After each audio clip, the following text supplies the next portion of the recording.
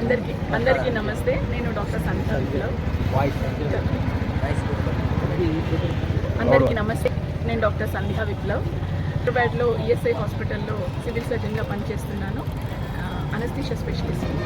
మాకు కాంగ్రెస్ ప్రభుత్వంలో వీరనారి చాకలి ఐలమ్మ పోరాట స్ఫూర్తిని గుర్తించి కోటి విమెన్స్ కాలేజ్కి వీరనారి చాకలి ఐలమ్మ మహిళా విశ్వవిద్యాలయంగా పేరు మార్చినందుకు చాలా సంతోషం కలిగింది. అయితే ఈ తరం పిల్లలకి వీరనారి చాకలి ఐలమ్మ పోరాట స్ఫూర్తి గురించి కానీ, సాయుధ రైతాంగ పోరాటం గురించి కానీ, భూమి భుక్తి పోరాటం గురించి కానీ ఎక్కువగా అవగాహన లేదు.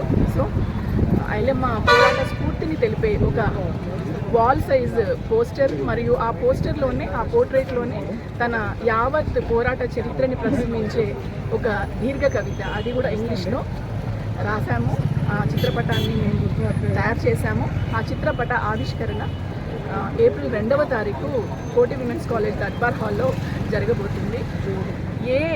ఏ బానిసలైతే అన్ని రకాల గౌరవానికి దూరం అయ్యారో, ఏ ప్రజలైతే భూమి భుక్తి పోరాటాలలో తన యావత్ కుటుంబాన్ని, అస్తిత్వాన్ని కోల్పోయారో వాళ్ళ చరిత్రని మనం ఈ తరానికి, భావితరానికి చెప్పడం మనందరి బాధ్యత.